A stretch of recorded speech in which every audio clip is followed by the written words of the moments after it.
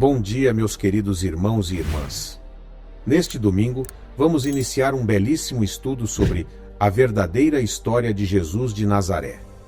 Poucos contestarão que um homem chamado Jesus viveu há 2000 anos e que ele foi um grande mestre que impactou o mundo desde então.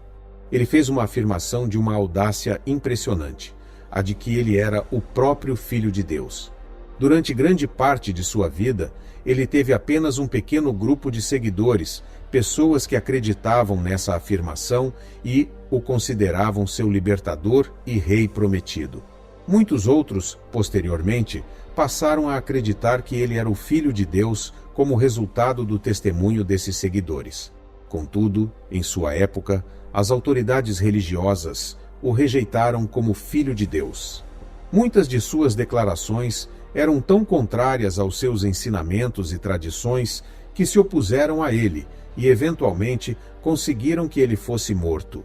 Da mesma forma, as autoridades romanas locais também o viam como uma ameaça e se tornaram cúmplices de sua execução, sendo elas as que a realizaram.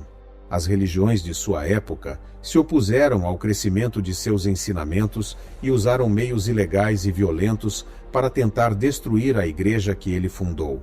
O governo de Roma também passou a perseguir vigorosamente os seguidores desse mestre judeu da Galileia. A controvérsia sobre Jesus continua. Hoje, Jesus continua sendo uma figura controversa. O relato da vida de Jesus, conforme registrado nos evangelhos, tem sido questionado de diversas maneiras. Por exemplo, os evangelistas apresentaram os milagres de Jesus como sobrenaturais. Hoje, no entanto, muitos os racionalizam como uma função normal da natureza, mal compreendida na época, ou simplesmente os descartam como fábulas. Outra reconstrução, mais moderna, do verdadeiro Jesus aparece em livros e filmes sobre sua vida. Por exemplo, a maioria das pessoas passou a aceitar uma imagem popular de Jesus muito diferente de como ele realmente era há 2000 anos. Essas representações oferecem uma imagem imprecisa da humanidade de Cristo. Filmes como A Última Tentação de Cristo e a peça teatral Jesus Cristo Superstar, juntamente com inúmeras produções televisivas, deixaram uma impressão duradoura em nossas mentes e, nesse processo, distorceram, como veremos, o verdadeiro Jesus histórico. É claro que podemos facilmente apontar variações nas crenças e práticas daqueles que afirmaram ser seguidores de Jesus ao longo dos séculos e, com razão, perguntar: afinal, quem é o verdadeiro Jesus? E por que eu deveria querer segui-lo? Certamente, se levarmos ao pé da letra as declarações registradas por seus discípulos do primeiro século e considerarmos tudo o que aconteceu desde então, podemos perceber que a maioria daqueles que professaram seguir Jesus ao longo dos séculos, na verdade, não o fizeram, e o mesmo se aplica hoje. No entanto, podemos concluir que isso é de se esperar que Jesus ensinou ideias bonitas, mas impraticáveis, coisas que não funcionam no mundo real.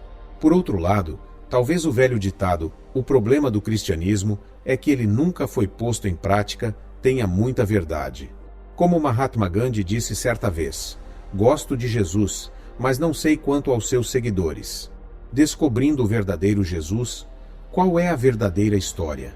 Será que a verdadeira imagem de Jesus pode emergir após 2000 anos de visões diferentes? Em quem devemos acreditar enquanto buscamos a verdade? Conhecer o verdadeiro Jesus inclui compreender que o que ele realmente ensinou e fez é essencial para a vida eterna. Orando ao Pai, Jesus disse: esta é a vida eterna, que te conheçam, o único Deus verdadeiro, e a Jesus Cristo, a quem enviaste. João 17, 3.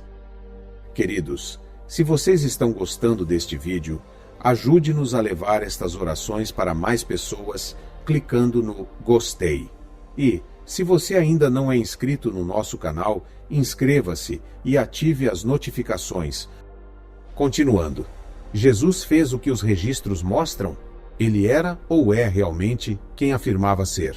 Isso pode ser comprovado historicamente? Ou devemos simplesmente aceitar tudo por fé cega? E então, Talvez a pergunta mais importante: isso realmente importa?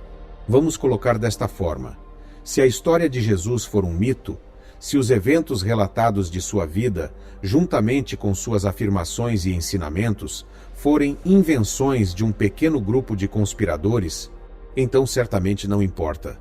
Resta-nos, então, conceber o significado da vida humana a partir de nossa imaginação. Mas se Jesus Cristo é quem ele diz ser o Filho de Deus que veio à Terra para viver como um ser humano, que morreu pelas mãos de outros seres humanos e que ressuscitou dos mortos 3 dias e 3 noites depois, então isso muda tudo. Pois esse único evento, Deus vivendo e morrendo como homem, torna-se o evento mais extraordinário de toda a história da humanidade. Isso nos coloca em uma situação que exige nossa total atenção, porque nos torna, em última análise, responsáveis por como escolhemos reagir. Podemos saber? Este livreto busca abordar e responder às principais perguntas que pessoas inteligentes e racionais naturalmente fazem ao tentar compreender Jesus Cristo, a verdadeira história. Quem foi Jesus Cristo? Nenhum dos governantes desta era entendeu isso, pois, se o tivessem entendido, não teriam crucificado o Senhor da Glória. 1 Coríntios 2, 8.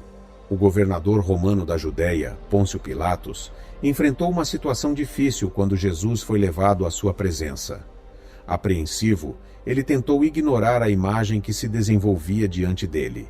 Quando Pilatos ouviu a acusação, o medo o invadiu. Ele afirma ser o Filho de Deus. João 19, 7.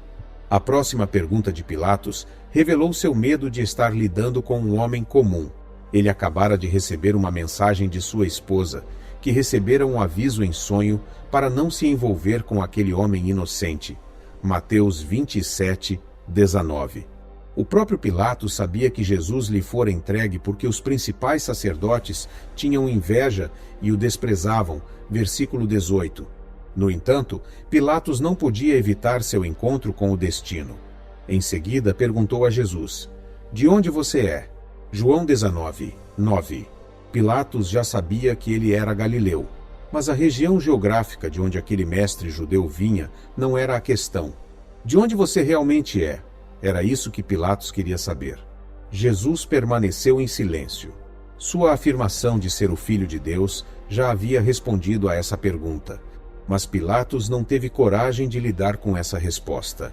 Aceitar a verdadeira resposta teria feito toda a diferença. O apóstolo Paulo disse que nenhum dos governantes deste mundo sabia quem era Jesus, de onde ele veio e qual era o propósito de sua vinda, pois, se o soubessem, não teriam crucificado o Senhor da Glória. 1 Coríntios 2, 8. Pilatos não conseguia encarar essa questão. Ele sabia o que era certo naquele caso, mas temia perder o poder. Ele temia a reação de César se fosse relatado que ele não havia negociado com alguém que representava uma ameaça ao controle romano na região. João 19, 12.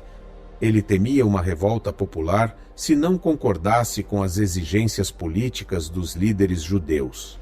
Ele também temia Jesus, porque não tinha certeza com quem estava lidando, evitando uma escolha difícil. No fim, a conveniência política prevaleceu. O cenário estava montado para acusar toda a humanidade de culpa e, ao mesmo tempo, abrir caminho para o seu perdão. Pilatos ordenou a crucificação de Jesus. A realidade foi negada, deixada para que todos a confrontassem posteriormente. A maioria de nós tende a ignorar realidades desagradáveis e a fazer escolhas que consideramos benéficas. Confrontado com evidências sobre quem Jesus realmente era, você enfrentaria uma realidade difícil demais para aceitar? No fundo, talvez intuitivamente percebamos que isso mudaria a vida como a conhecemos. Então, talvez seja melhor, raciocinamos, não investigar esse assunto a fundo para nos deixarmos uma saída. Esse foi o caminho que Pilatos escolheu. Mas é por aqui que precisamos começar. Quem de fato era Jesus de Nazaré? De onde ele realmente veio? Se entendermos isso, tudo o que ele fez e disse se explica. A maioria vê Jesus como um professor, um sábio, um judeu que morreu de forma injusta e horrível e fundou uma grande religião. Mas será que há algo mais além disso?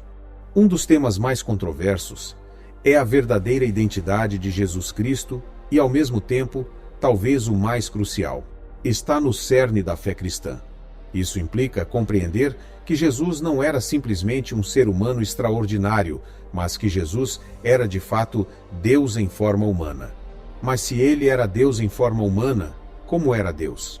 Essa é a parte que muitas vezes é negligenciada em muitas explicações, e como resultado, muitos têm dificuldade em compreender como isso é possível. Jesus certamente se considerava muito mais do que apenas um homem, profeta ou professor. Alguns dizem que Jesus não se declarou Deus. Alguns estudiosos chegam a insistir que, anos depois, líderes da igreja cristã inventaram e editaram os títulos usados por Jesus, os milagres, suas declarações e ações que demonstravam que ele acreditava ser Deus. Em outras palavras, o argumento é que o relato foi fabricado e o Jesus retratado no Novo Testamento é uma lenda, um produto teológico da igreja primitiva. No entanto, isso é historicamente impossível por várias razões, entre as quais o fato de que, imediatamente após a morte e ressurreição de Jesus, a igreja cresceu exponencialmente com base na convicção de que ele era Deus. Não houve tempo para que uma lenda se desenvolvesse em torno de afirmações exageradas sobre quem Jesus poderia ser. Pedro pregou imediatamente que Jesus havia ressuscitado dos mortos e que ele era de fato o Cristo e Senhor, equiparando-o a Deus. Atos 2, 27, 34 e 35. Os discípulos e a igreja sabiam quem Jesus era, como demonstra o poderoso crescimento da igreja. O fato, por mais surpreendente que seja, é que Jesus de Nazaré era Deus em carne. Este fato, que exploraremos mais adiante, é o que torna o cristianismo único e autoritativo. Se Jesus não fosse Deus, então a fé cristã não diferiria essencialmente de outras religiões. Se Jesus não fosse Deus, os membros da igreja cristã primitiva não teriam tido base para suas crenças, crenças que, nas palavras de seus inimigos, viraram o mundo de cabeça para baixo. Atos 17, 6. Jesus, o Eu sou. Talvez a afirmação mais ousada que Jesus fez sobre sua identidade tenha sido a declaração: em verdade vos digo que, antes que Abraão existisse, eu sou. João 8, 58.